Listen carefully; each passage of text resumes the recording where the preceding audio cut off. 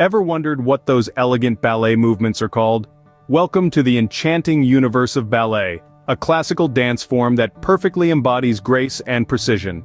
Each ballet gesture, step, and pose is a language in itself, eloquently conveying an array of emotions and narratives.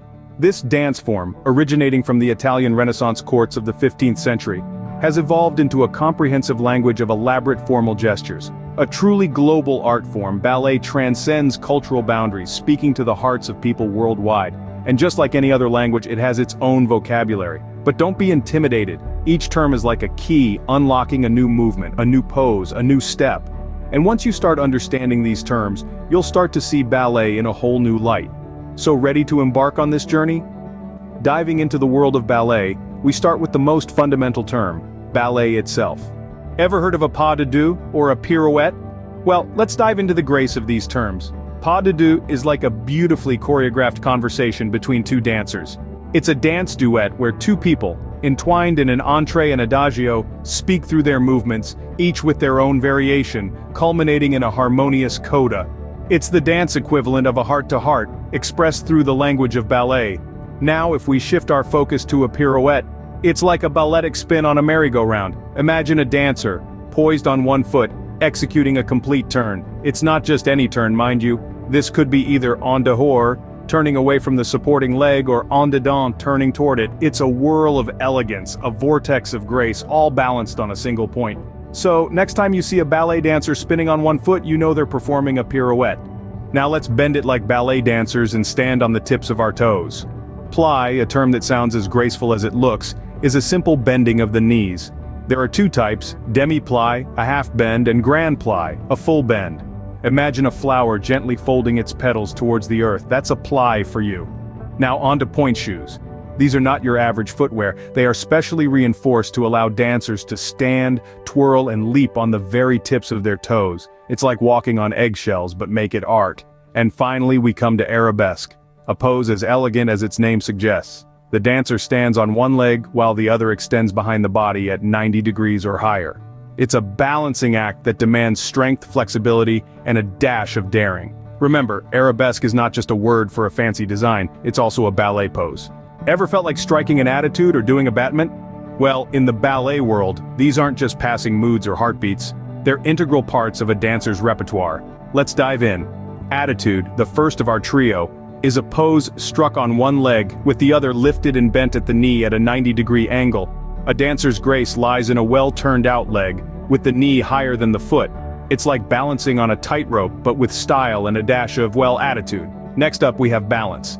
No, it's not about finding your zen, though that helps too. It's a rocking step that shifts weight from one foot to the other, usually performed in triple time and can travel in any direction. It's like a dance waltz, but with more bounce to it. Last but not least is battement. This is the beating action of the extended or bent leg. It ranges from small, subtle movements to large, sweeping ones. It's the ballet's way of keeping the beat and adding a rhythmic flair to the performance. And that's how ballet dancers rock and beat their way through a dance. Scene script. Ready for a cambre or even a jeté? Let's dive into the ballet world, where grace meets strength. First up we have cambre. This term translates to arched, and it involves a bend from the waist, either backward or sideways, with the head following the movement of the upper body and arms. Imagine a willow tree swaying in the wind. That's it. You're embodying the elegance of nature. Moving on, we have changement. It's a jump where you start in fifth position, spring straight up, switch the position of your feet mid-air, and land with the opposite foot in front. Think of it as a classy hopscotch move, but with a lot more finesse. Next, we have développé. This term means developed. It's a movement in which the working leg is drawn up to the knee of the supporting leg and slowly extended to an open position en l'air. It's like unfolding a letter, but in this case, the letter is your leg. Let's slide into a chapa. This is a sliding movement where you stand on both feet, then slide them apart to either the second or fourth position. Picture yourself on a pair of skates, gliding with the grace of a swan. Next up is fouette, a term that translates to whipped.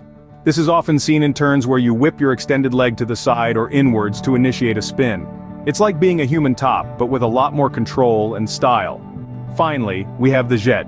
This is a leap from one foot to the other, where the working leg is brushed into the air and appears to have been thrown.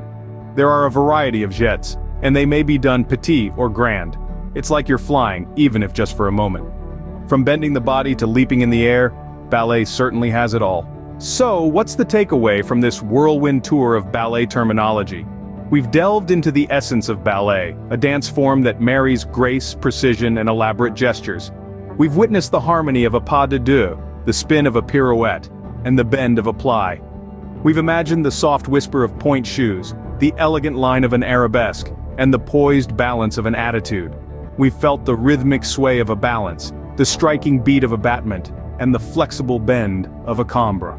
We've watched the swift change of a changement, the graceful unfold of a développe, the slide of an échappe, the whip of a fouette, and the leap of a jeté. These terms are not just words, they are the language of ballet, a language that tells a story with every movement, every pose, every step. Remember, every movement in ballet has a name, and every name tells a story. So, next time you watch a ballet performance, you'll be able to appreciate the art form on a whole new level.